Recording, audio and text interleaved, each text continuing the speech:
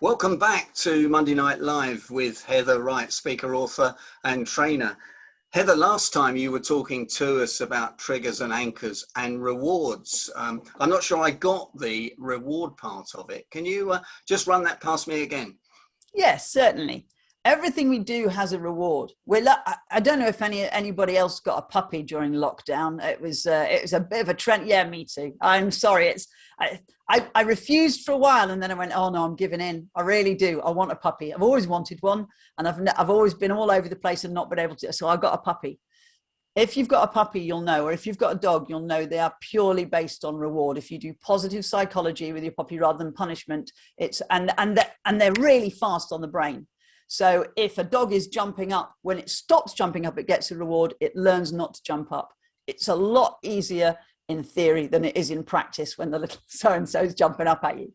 But it's the same thing with us. When we do something, we get a reward. Now, as we're growing up, that reward can actually not always be a pleasurable reward. It can be moving away from pain. If I lie to my parents that I was playing with a ball in the house and I don't get punished, I learn that the reward for lying is getting away with it.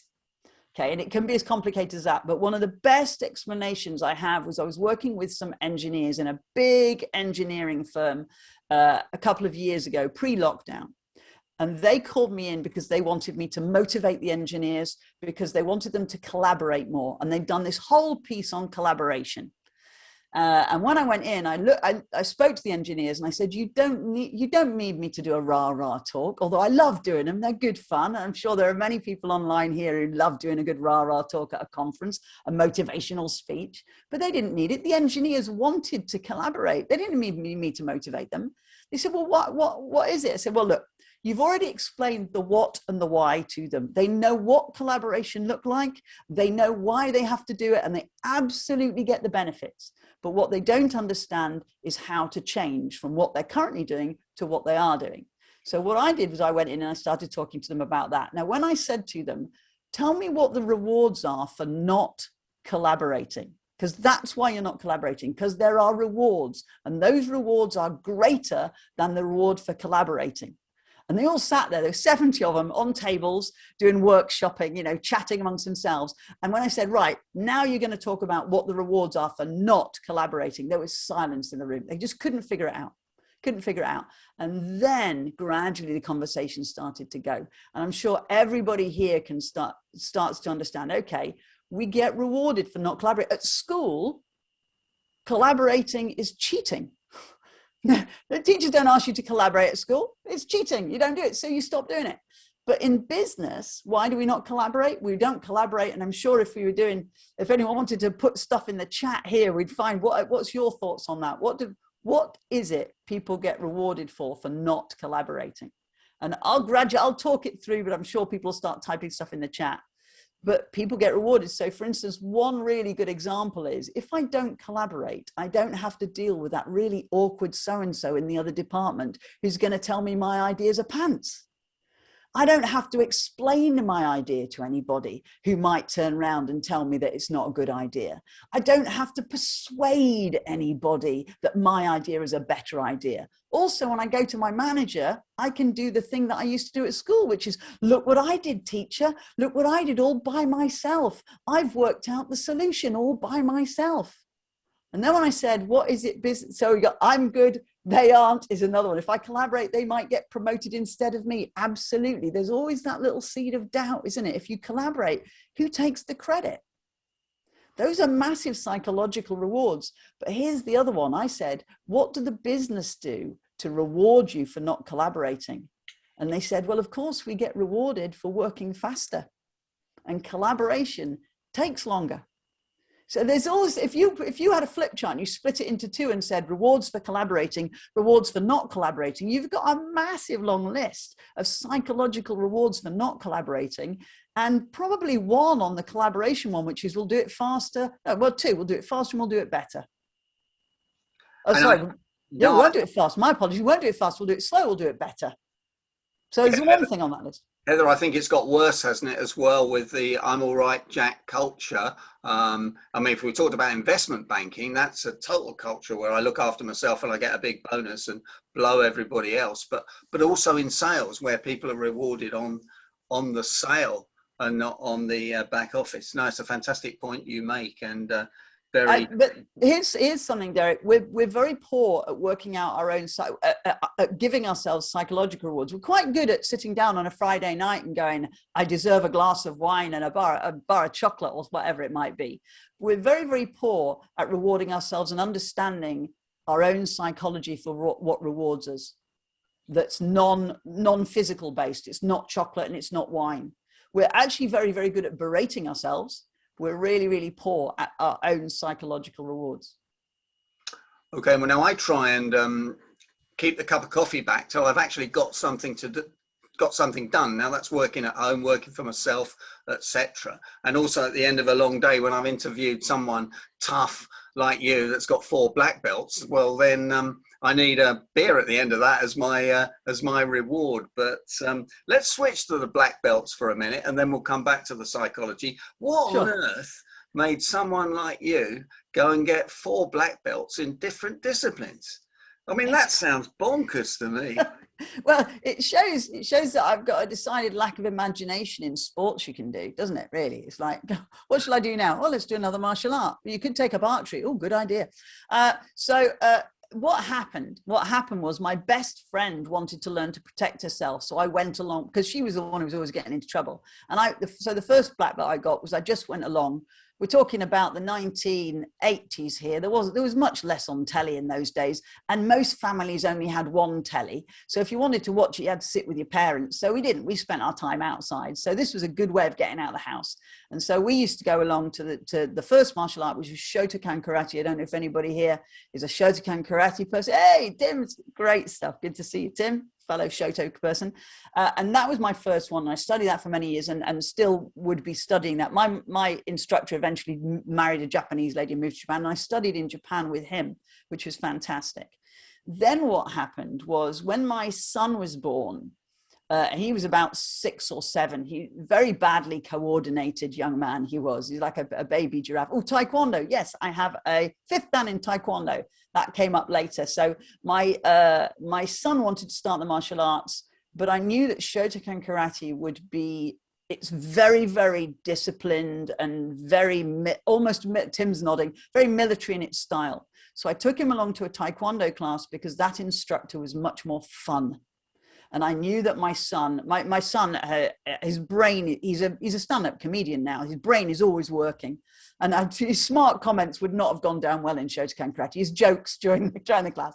But at Taekwondo, it was fun. He could be a Ninja Turtle all he liked and all of that. And when I went there, the instructor said, the martial arts is for women too, Mrs. Wright. And I kind of went, yeah, I know, but I've already got a 3rd dan black belt in Shotokan Karate. And then I thought to myself, how egotistical is that? You are not prepared to put a white belt on again. And I decided it would be a really good lesson for me to wear a white belt. So I put that white belt on and I swallowed all pride, all the black belt strut that people develop, which I really, if you ever watch black belts walk through the room, they develop this strut. They stick their bums out and it's just strutting, going, hey, I'm wearing a black belt. And I put a white belt on and it was actually really good for me. And I was able to then learn Taekwondo to help my son as well.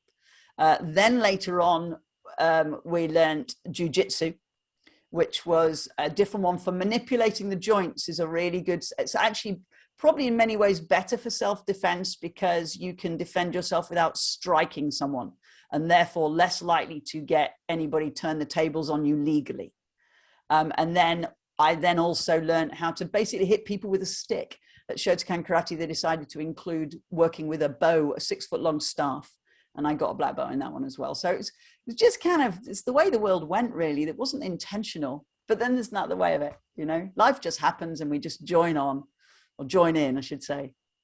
Absolutely. We've got a few questions in the chat box that I think we ought to go to, Heather. So let me, Paul Coleman says, this is an amazing talk. Wow. So congratulations on that. Thank you.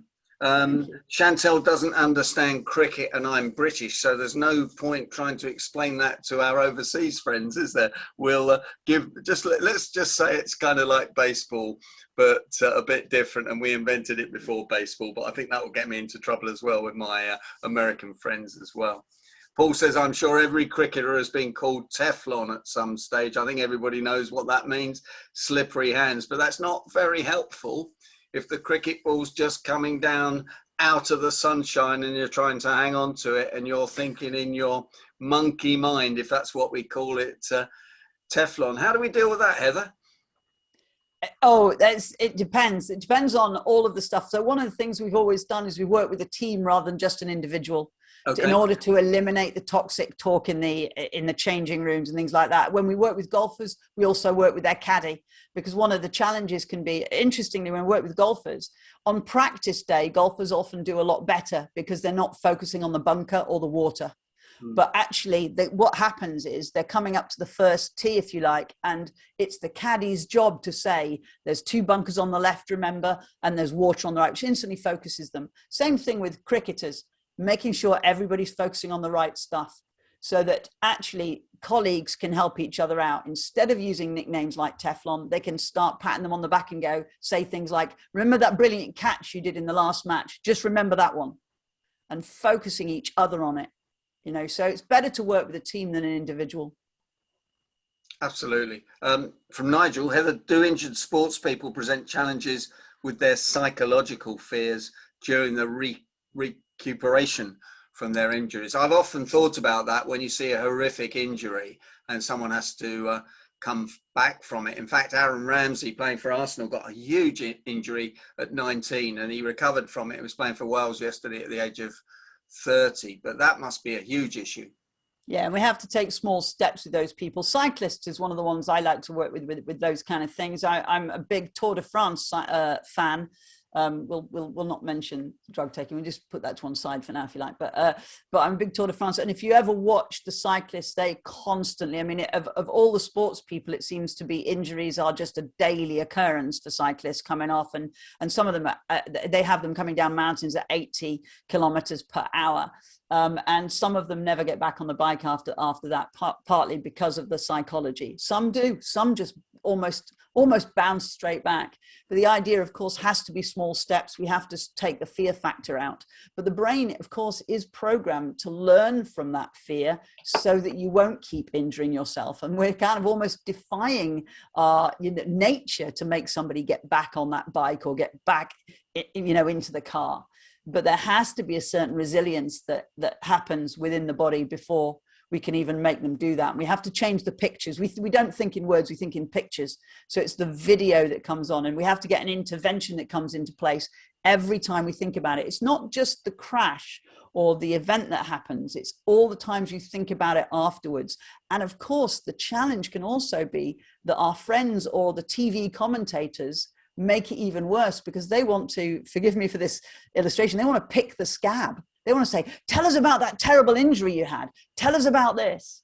And we've got to teach them not to do that. We've got to teach them to move away from thinking about the crash and the injury, and not allow their friends, but our friends do it to us all the time, don't they? If you have a bit of a bump in your car, everybody wants to know the juice. It's much more juicy and gossipy. I wrote my car off a few years ago. I was driving in torrential rain and I made the mistake of putting my foot on the brake, and everyone will tell you just shouldn't do that. So I went into a big spin, my car smashed up. But when I got out of the car and stood on the other side of the barrier on the motorway, I refused to look at the car because I knew it would implant a really negative picture in my head. And the drivers who stopped after me wanted to describe the car to me. They said, "Oh, look at your car! Look what happened!" And of course, all of my family wanted me to describe the crash to them. What I've done, by the way, is I've changed it. I find music is useful. I don't know if anyone else uses music. So I've now, the memory in my head of spinning around, I've now put to a waltz, a lovely waltz music. Da da da da. Poof. I also put a lot of comedy in it. So when I was spinning, I faced the lorry that was coming towards me at one point. And although in my memory, I didn't see the driver, I've now implanted, and those of you will know, we can implant memories. The memories aren't necessarily real. So I implanted the memory of the lorry driver looking at me, and me as I'm going around going, "Hi," and him going, "Ha, ha, hi, you know, and it being just this embarrassing moment, which is terrible. And then later on, you know how things slow down and then speed up. You know the music now. I know the Brits will know this. The Benny Hill music. I've used the Benny Hill music. Da, da, da, da, da, da, da, da. So I put silly music to it, and it takes the pain away. Now, I know I know those of you who've done NLP, that's often a technique that's used in NLP. So reframing it is the same thing. So choosing not to implant the memory, choosing not to go over the painful memory, those are really, really important. But you can change the memory. You can create the connections in the brain until eventually when anybody mentions that crash to me or that terrible, devastating thing that happened, I actually get a smile on my face, which is kind of weird, really. Got to be a bit careful. And what about when you wake up in the mornings, Heather? We all have these little negatives, don't we, at different times, and everybody on here will have them. They probably don't admit them to other people. How do you deal with that when you haven't got a coach and you haven't got someone working with you? Because that's really important, isn't it? We're talking about mental management all the time now. Absolutely. I refer to, I call that mood management. And part of that is getting into a routine. Everybody needs routines. Routines are very, very important. We have health routines. We have routines all the time, interestingly, for cleaning our teeth and getting up and washing and paying the bills. But so many people don't have a mental health routine. And when you wake up in the morning, you need to, just like an athlete needs to prepare themselves for their event, we have to prepare ourselves for the day. Whatever mentally mood we need to be in, we need to be prepared for that. So I use music, a playlist. So when I'm in the shower, I'm embarrassingly singing along to, I don't know, things from The Greatest Showman but I have my playlist takes me through, and I'm sure many of you will do this. My playlist takes me through a couple of things. There's a song there that's quite deliberately works on gratitude. There's a song there that deliberately works on upbeatness and gets my juices flowing, because you can't help but dance to it. But it also reminds me, some of my playlists remind me of my values. So one of mine, on my playlist is one by Stormzy called Bridge Over Troubled Water, which was used in the Grenfell disaster. And it's there because I believe that those of us who do, and I know many of you guys do this, we work with other people. And I see a lot of our work as being like a bridge over troubled waters. And it reminds me that that's my job. So I have a full playlist that reminds me, each one reminds me of who I am, who I want to be, who I aspire to be, and to get rid of some of the voices that because we don't know what we dreamed of. I don't know about you. I can wake up and I can have had a dream that just made me feel a bit yuck.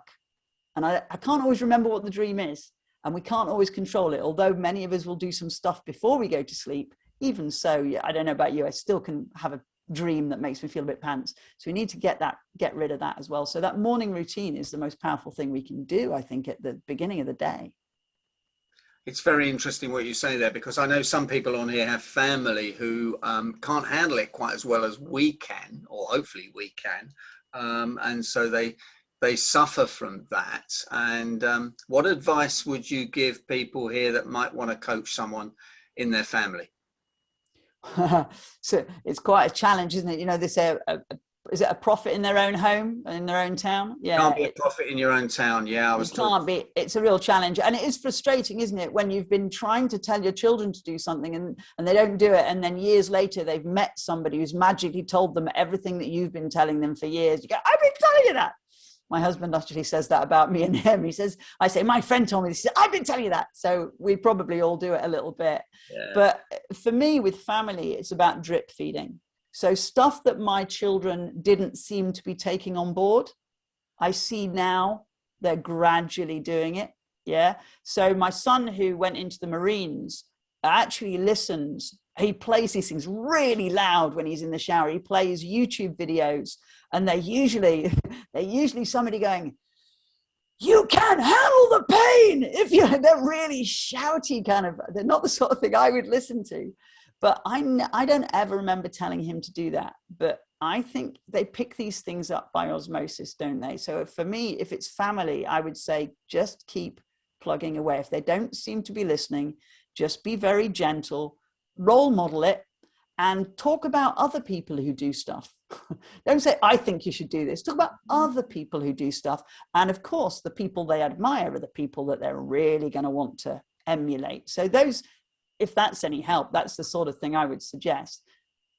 I think that's great advice. In fact, Richard Bandler talked about my friend John, didn't he? Third partying it, and my friend John was always him, I guess, but we never knew it was him, I guess. And I wish somebody had told me about that. You can't be a prophet in your own town earlier in my life as well, because you do sometimes bang on, or I bang on about something, and actually it wasn't working. It was counterproductive. But your kids pick things up, and not only do they pick things up, they also then throw it back in your face sometimes, don't they? They go, well, what about you? I remember once saying to my son, he was about 11 years old, and I wanted him to learn to swim a mile. We were going to go surfing that year, and I wanted his swimming to be stronger. He was a good swimmer, but I wanted to be stronger. So typical sort of like Sergeant Major me, we went to the pool and he had to do 64 lengths. No. So I got him there and he did about 16, and then he got bored and he came out. He said, I don't want to do that anymore. I want to play. I said, get back in there, get back in there and do some more. You promised me 64 lengths or we're not going surfing. So you can see positive motivation. And he did a few more, and then he got out, and I turned around. I said, Luke, you're making me really angry. And he looked up wide-eyed and said, no, Mum, only you can make you angry. Yeah, that's the real one, isn't it? That's and swimming with bricks tied around your ankles is really difficult, he found shortly after that. But they just throw it back at you, don't they? Fantastic. Yeah, I love that. We're nearly coming to the end of the program, actually, Heather, but I got a few questions on my list that I was going to ask you. I'm going to save that up for September, when I'm going to ask you to come back on the program. So I'm going to use my sales closing techniques on you and say, will you come back and join us again? Well, it looks like I've been talked into it already. So if other people would like me to, I would love to. Thank Brilliant. you. Okay. A couple of questions before we close, and you're going to stay on and answer a few of the more white knuckle questions that we don't want to put on YouTube. Heather, do you offer your services to companies helping staff to embrace change? Yes. I'm sure you do. Absolutely, I do. In fact, I spend a lot of time with organizations helping their staff to understand change and to actually enjoy it and to embrace it. It's really funny, isn't it, how people don't like change, but you rarely get anybody who says they don't like change. They'll go, no, I'm fine with change. Oh, I'm fine. And then they don't do it. So once we teach them that they can change and how to do it, it's not really talking about change. It's talking about changing their habits and embracing certain habits. And that works well. So yes, I do.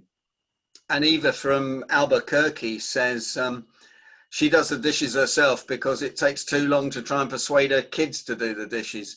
What would you say to Eva? Well, it's a funny one, isn't it? Because there are some things you just realize that it's just quicker to do it yourself. So I'm kind of with Eva, to be honest.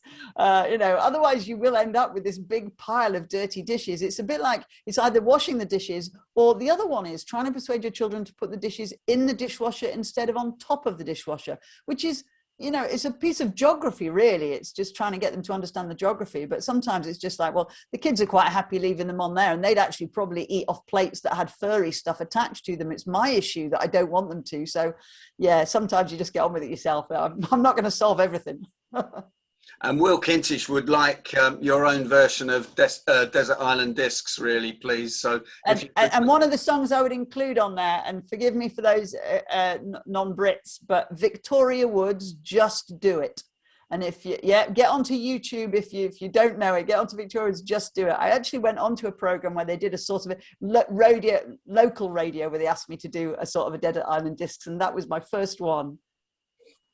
So send me one of your playlists, because I certainly want it, and I think a few other people do, and I'll put it in my briefing next week, and that's the first thing we'll discuss when you come back. Heather, how does anyone get in touch with you if they've got some questions for you or they want to use your services? Well, they can email me on heather.wright@advance-performance.co.uk. So that's advance-performance.co.uk. Or my YouTube channel is Heather Wright Live and Kicking. Live and Kicking, just like your namesake Ian Wright, who scored more goals for Arsenal than anybody else. Ian Wright. Oh, yeah, Heather. Right. Heather Wright, thanks for joining me. We look forward to the next session. If you're watching this on YouTube or the podcast channel, please like it. And the usual round of applause for Heather, please, in the usual Monday night chat show way. Thanks. Thank you, Heather. Thank you.